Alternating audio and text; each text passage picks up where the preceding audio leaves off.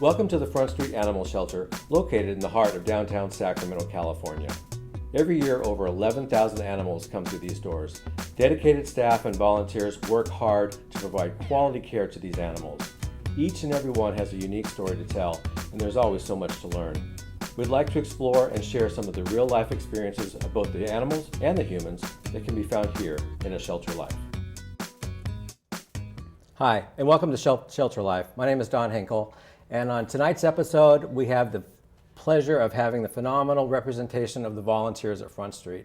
So I'd like to introduce the volunteer coordinator, Janice Wagaman. Janice, thanks so much for coming. Thank you, Don. I appreciate that. And who'd you bring with you? Well, I brought Joyce Thompson-Pierce, who is our foster outreach coordinator for cats. Lisa Seville, who works with our dogs as well as helps out with our orientations. And Peggy Coppin, who fosters and works in our vet center and does all kinds of other things too. Great. Including make us all laugh. Absolutely, absolutely. Everybody welcome. Thanks so much for coming. So Janice, tell us a little bit about the volunteer program. Exactly what does that encompass for Front Street? Well, our volunteers are the heart and soul of Front Street, Don. We really could not achieve our mission of saving lives without all of the 1,001 things that our volunteers do. And they do pretty much everything from kennel cleaning all the way up to working towards fundraising and everything in between. So approximately how many volunteers do we have at Front Street right now? Well, I have over 900 shelter volunteers who are active on my roster, and that's not counting our foster volunteers. If you add those in, that brings us over 1,200. And Wow. Fosters, of course, are volunteers as well. So That's they lock incredible. hours. You know, we had one of the previous shows was about fosters, and I know that Sam and Lori were talking about the importance of that, and that's phenomenal. That's considered part of the volunteer group at Front Street. I think that's great. So Yeah. any given month, what's the average amount of hours that all the volunteers log? And is there certain months that are better than others? Well, it's usually an average of about 4,000 hours per month. This last year in 2014, we had over 46,000 hours logged by our volunteers. Summer months tend to be a little bit higher than the winter months because we have a lot of students who come who are out of school and want to help out during that time. So, And kitten season, There yes. you go. That always Yes. ups the hours in our foster program. yes, we heard about kitten season on the foster program too. Don't worry. I promise you, Joyce. Sam put in numerous plugs for fosters on that. So you mentioned school, high school kids. So what is the typical age, or is there an age restriction to be a volunteer at Front Street? Well, the minimum age to volunteer at Front Street is 12. Kids aged 12 to 15 do need to have an adult partner who comes with them, and then they work together as a team. 16 and older can volunteer independently. Great, that's great. So what do you feel is maybe one of the driving forces of the volunteer program? I mean, how do people become involved? I mean, do you advertise for this? Do we market for this? How does it come about? Well, it really comes about because people have a passion for helping animals. Most of our volunteers come to us because they've seen something on Facebook or on the internet or in their high schools if they're students, and they want to help animals, and so they come to Front Street to volunteer. That's great. What is the, so we have the age range that we hit and do, and there's obviously chores and tasks that you all are going to talk about a little bit later about what your guys' passion is at Front Street. Is there anything specific that they have to do to become a volunteer, or do they just kind of show up one day and say, I'm here to volunteer? Well, it's not quite that easy. We do ask our volunteers to first sign up on our website. Our application process is all online, and our website is www.sacpetsearch.com. Once they sign up online, they attend an orientation. After orientation, they come to the Shelter Basics class, which is a tour of the shelter where they get to see all the different areas that volunteers help, as well as kind of how things are run at the shelter and why we do things the way that we do. Once they complete those two classes, they are considered accepted volunteers and can get started immediately. So speaking from personal experience, right? I love the volunteer program at Front Street, obviously. And can you just maybe elaborate a little bit about how far people can actually go with being a volunteer at Front Street? I mean, some people are very happy just washing the dishes, right? But there's a multitude of what I call free education that Oh, happens there at Front is, Street. You want yes. to talk about that maybe just a little bit? Absolutely. Well, to clarify, when volunteers first start, we do ask them to help out with the basic shelter chores, and those are things like kennel cleaning, dishes, and laundry, which I'm sure aren't everybody's ideal activities of the day, except for maybe Lisa. Just like at any home, we all have to pitch in together to make sure that everything runs smoothly in our home. So we ask all of our volunteers to pitch in that area. Once the volunteers log 20 hours, then they're able to start taking classes, and we have all kinds of different classes there. We have our cattery class. We have our brand new cat behavior and socialization class, and we will be adding clicker training for cats soon, in which I'm sure Joyce will talk a little bit about. And then for those who are interested in working with dogs, we offer the Language of Dogs class, which really helps us understand what our dogs are communicating to us every day that we as humans often misinterpret from a human perspective, and that's Right. really not what the dog's saying. Once they take that, then they can enter our dog handling program. That is a little intensive. We do have 4 classes that are required, and they do have to pass an exam at the end before they can begin working with our dogs, because shelter dogs can sometimes be under a little bit of stress, and we want to make sure that those who are working with them have the skills that they need. We had Pam and Loretta on a show, and they were talking quite a bit about the dog program, and it's pretty impressive, awesome. and it's really exciting to see everything happening with the cat program now. So, I mean, don't be surprised about if we want to do another show on the cat behavior and the clicker training and everything else. So, I think it's really exciting. I mean, It's expanding. It's really a interesting lot. what ideas seem to come about at Front Street, and a lot of it is volunteer ideas. So some of it may be from a seminar that you guys have gone to, which is just great. It's really exciting. So, how do you become a volunteer? So, do you sign up on the webpage? Sign up online Okay. and come to an orientation. And those fill up pretty quickly? They do. Sometimes they can be booked out a couple of months, but if you really want to get started sooner than that, all you need to do is pick up the phone or send me an email, and I'll squeeze you in. Great.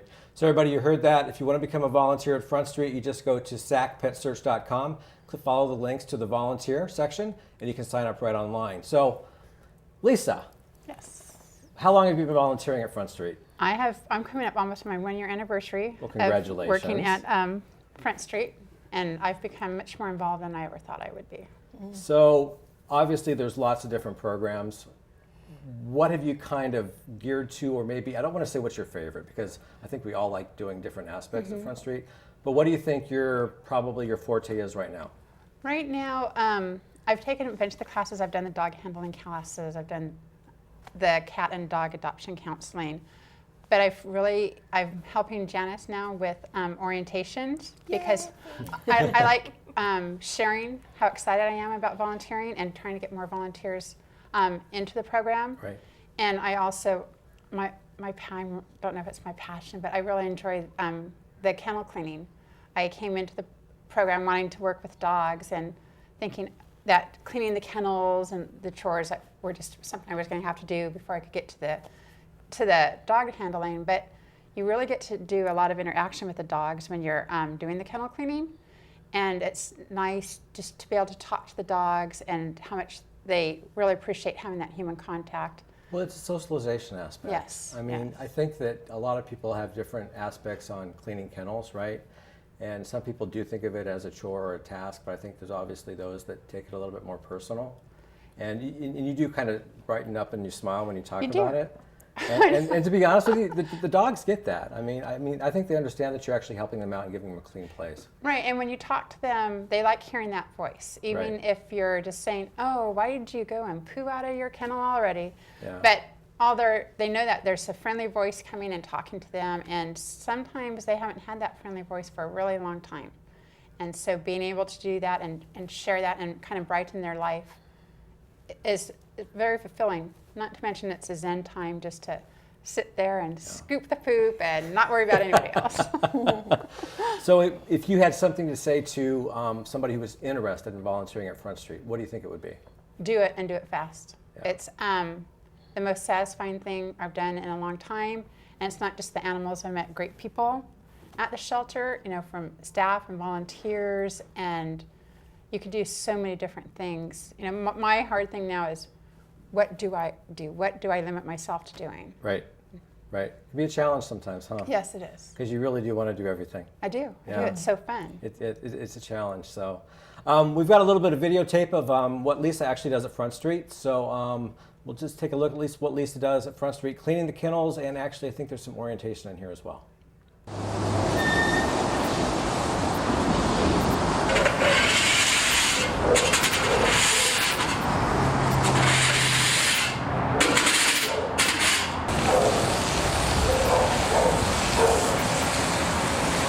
The goals for the volunteer program are to assist staff, provide support for shelter programs, promote the welfare of animals, provide superior customer service to visitors in the shelter. Not all of our customers are coming for a happy reason. And to be advocates for the shelter in our community. Wow. So obviously it is a physical job to clean the kennels, is it not? It is. It's my workout. I consider it my workout. And when it's going to be 110 day, you do a little bit of sweating. Yeah. And when it's raining, you still do it. And you get a little bit wet, but that's a good thing, right? Yeah, no big problem. The dogs are going to get wet anyway. So. And that orientation class looked extremely full. Are they always that full? They are. They some of them tend to be standing room only, especially when we have the teens coming in with their parents. Right. And it's exciting. I find it really exciting when I've worked at an orientation and then a few weeks later I'm doing kennel cleaning or another chore at the shelter and I see the same volunteers who were in the class. Now they're coming back to work. That's great. That's great. So you can kind of make that connection. And yes, and it makes a connection for them too. Right. So Peggy, Yes, sir. how long have you been volunteering at Front Street? Almost 2 years. So you're involved with a lot of different aspects of Front Street. I am. You want to talk a little bit about some of those and maybe the ones that maybe are a little bit more special to you? I agree with Lisa. I love to clean the kennels. I don't know why. There's a nice aspect of scooping poop. Cleaning kennels. I love to do laundry. I like doing the dishes. I'm just starting to do behavior evaluations with the dogs to move them up from, the stray building or, the other buildings up to the adoptable buildings, which I really do enjoy that getting to know the dogs a little Right. bit and just to see how shut down they are sometimes, and then you give them a couple days or a couple hours, and it's a different dog. So that's a lot of fun. I do a lot of the off-site adoptions. I work in the medical building sometimes. I've been starting to help Lori with the foster rescue program. So I do a little bit of So everything. you said medical building, right? Yes. So what's your background? I was a cardiac surgery nurse for 25 years. Wow. So not everybody obviously gets to work or assist in the surgery center, right? Correct. So can you tell us what you actually do there? I go back to being like what we used to say was a nursing assistant position. I wash the instruments. I put the instrument sets up. I sterilize them. I help with the animals sometimes if they anesthetize. I can't even say the word. Put them to. Oh, that's about poor choice to say. Put them to sleep. Right. Sedate them. Sedate them. Thank you. There you go. Sometimes prep them. Recover them. I go get animals for Dr. Warner. It's just a little jack of all trades in the medical building. So the surgery center is fairly new, right, Janice? It is, yes. It's only a little over a year old now. And it went from a portable trailer to how many stations? We There's now have four surgical stations, and yes, up until about a year ago, they did all of the vet services out of a trailer no bigger than a horse trailer, so it was Wow. quite challenging for our vet staff. So do you feel at home in the surgery center? Oh yeah. Do you? Yeah, very much so. Yeah. Yeah. So you mentioned working with dogs. I heard kennel cleaning again. I heard offsite adoptions, working with the foster program. Let me ask you a question about dog socialization. How important is that at Front Street, and what do we do at Front Street to really try and get these dogs socialized? I think I saw a picture of you somewhere of sitting on a stool and actually reading to the to two dogs or something. Yeah. So why don't you tell us a little bit about what you do for socialization? The socialization is really still fairly new, I think, at Front Street. We've taken a big step towards that. They're doing play groups with the dogs so they can interact with each other besides in a kennel environment just through the little slats. Right. A lot of the play groups, dog walking. Every Monday morning there's ladies that have been doing it forever. years that come in and walk the dogs. And, just to get them out of that kennel environment. So that's a lot of the socialization. And I've started to kind of do that a little bit off and on as well, doing the dog walking on Monday mornings. It lets them be a dog again. They get so isolated, or they're in a kennel with somebody else they just met. And if you get them out, they get to just be a dog again. It's lovely to see them blossom. Right. And then the dog handlers come in and do training exercises with them. And again, you see the dog blossom. It just makes your heart soar. Well, we've always kind of said it's like doggy prison, because really it is. And I think one of the things that we've learned as we've been doing these different episodes is that getting these dogs away from the shelter environment is night and day. And I think it's phenomenal what Front Street's actually doing in the dog socialization, and soon to be now the cat socialization as well, right, Joyce? So that's absolutely phenomenal. Difference. So what would you say to people who are thinking about volunteering, Peggy? Jump at it. Yeah. I had no idea that I knew there was a city shelter. I grew up here, and it was always the Pound. And we don't use that term anymore. I know, thank God. And all you hear about, plus all you hear about is, you hear SPCA because of the commercials where you boohoo, Yep. And so I knew there was a county, I knew there was the SPCA, and I knew there was the city. And so I went to where I thought there was the most need, somebody that has the least amount of money kind of thing. And it makes you feel really good to volunteer at Front Street. It makes you feel a part of a community. I've I was a nurse for 35 years, and I'm not negating my years of doing that, because I loved it, and I loved most of the people I worked with. But it's an environment of wonderful people at Front Street. Yeah. Staff, volunteers, everybody, and it just makes you swell with pride to say, I volunteer at Front Street. Great. So we're going to see a little bit of Peggy in action in the surgery building, and actually doing some dog socialization too. So let's have a look. So I come in and I wash the instruments, I put the sets up, I clean the kennels at the end of the day if I'm still here. Just do the little catch-up stuff to help the vet techs here. Oh, good. What makes a cat neurotic? A recent census taking among cats shows that approximately 100% are neurotic. That estimate is probably on the low side. So Peggy, that looks like a lot of fun. I don't know if I could do the surgery building, but I'm really glad that there's volunteers like you that could do that. And I mean, fun. just the fact that you can bring your expertise from the nursing field and help out Dr. Warner, I think is phenomenal. So thanks for doing that. That's really great. Thanks. Absolutely. So we've got a couple of additional guests, if you haven't noticed, that joined us. And we're going to talk to Joyce. And Joyce, how long have you been with Front Street? Almost 5 years now. Yeah. And you have the nickname as the Queen of Cats, and I think that is a very enduring nickname for many, many reasons. But why don't you tell us a little bit about exactly what you do with the cat program at Front Street? I do a lot of different things. I help teach the cat adoption classes, the cat foster classes. We also just started doing a bottle baby class. The first one will be this weekend. I mentor with the people who like to do fostering with the kittens. Okay. I help get the foster kittens tested and set up so they can go out to foster. I also foster myself. I did like 200 kittens last year. Don't you have a I have a cat room. Yeah. Mm-hmm. Yeah, it's called Kitty Chuck E. Cheese. I did not name it. I cannot take that credit for that. I did not name it. Sam named it. We did like over 1,410 kittens last year in our foster program at Front Street. So, 1,410? Yeah.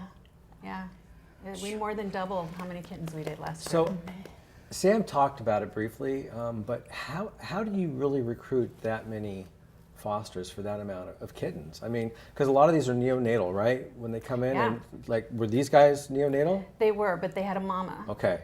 So thank goodness, because they were only 2 weeks old when they came in. Now they're 4 weeks. So Yeah. for 2 weeks she took care of them. Now she's kind of decided she's done. So now they're my job. But that's okay, because now they've got teeth and they can eat on their own. Right. So that's all right. But it can be really time consuming. I mean, we have a lot of people that we train to do bottle baby feeding, and you're bottle baby feeding every 2 hours sometimes for up to 18 hours a day, you know, and hoping that you can get 6 hours of sleep while they're sleeping. So it's kind of like nursing and taking care of a newborn baby. So, I mean, yeah. a human being. It's just It that is. now you have And more we have a than one. lot of retired ladies that help us out. Thank gosh, you know, for them. Right. They love to do it, and I've got them calling me already, going, "Do you have kittens yet?" I'm like, "No, stay calm, keep calm. They're coming." So cats sometimes have, you know, they're more independent than dogs, and we know that. But there's got to be something that really tugs at your heart on cats, right? Yeah. What is that? You know, I foster dogs too. Right. It's not that I just do it's just, for me, I started out doing dogs. I switched to cats 4 years ago because I realized not as many people were doing the cat programs, and Right. that's part of why I switched to the cats. When I first started out doing fostering and everything 15 years ago, I strictly did dogs, I'll be honest. Yeah. And it was just realizing the need that made me switch. There weren't as many people that did cats. Right. Well, I know that, you know, in the past, and, you know, Front Street did not take the effort or the dedication and love for these guys, and now they do. Mm-hmm. And it's incredible that, I mean, these little guys are part of the leave live rate high percentage that Front Street has. They are. You I know? mean, the officers bring me kittens in the middle of the night instead of having to PTS them because they don't have a mom and they can't eat on their own. So they come to my house, they come to Kitty Chuck E. Cheese in the middle of the night, I love that name, Kitty Chuck E. Cheese. and they get to survive. They get a chance at surviving. If they have the will, they get that chance. And so it's kind of cool. So do you find it easier to teach new volunteers or mentor them in the cattery? Do you think there's more things they need to know about the cats and the kittens as opposed to the dogs, or do you think, because I mean, there's No. definitely a little bit different protocol, right? Obviously. Yeah,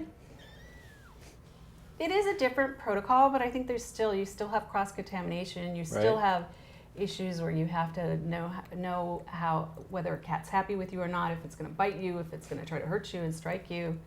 I mean, So there if is- it's going to try to escape. You know, there's still all of that So there. behavior evaluations on cats is just as vital as it is Yes, on a dog. most definitely. There's still a whole segment there. Okay. Yeah. Okay. Do It you, just isn't as big a deal because a lot of people don't see it. It's done more behind the scenes. do you have a lot of younger volunteers that like to work in the cattery? I do. I have some high school students that come in twice a week from Capital Academy, and they clean on Mondays and Wednesdays with me, and they come with a teacher and they clean, and they just like to come in and clean and play with the kittens. Wow. Yeah. As long as they're getting the chores done, it's okay if they play with the kittens, right? Yeah. That's their reward.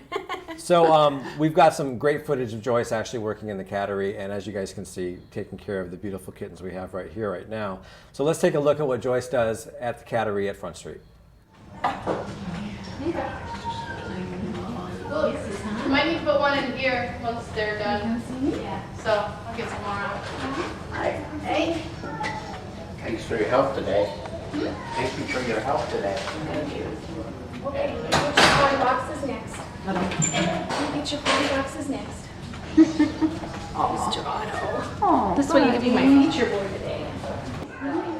So Joyce, what makes you decide to have a feature? Usually it's someone who's just not moving for whatever reason. Usually it's an older cat or that's just been sitting. Usually it's someone, he's 10. He's been sitting here for a while. He came in off the streets as a stray, but sometimes it could be an owner surrender. It's just someone who's just been here a little longer than everybody else. And he just, they just get at your heart. I know it makes no sense. Oh, it does. There's no rhyme or reason to it. I can't, there's no formula. Right. Well, Joyce, it looks like you do a lot of wonderful things in the cattery at Front Street. Thank you. So, oh, he's just adorable. This is Stubby, everybody. This is my newfound Stubby. So I know that one of the things that you've done, and I wish we had a whole lot more time to talk about it, but just a little plug is you do these cat shows. Twice a year. Right. And I know that in the past, some of the cats featured from Front Street have actually won awards. Big time. We have international winners from our shelter. We've gone international. See, I never would have even thought of shelter cats in a cat show.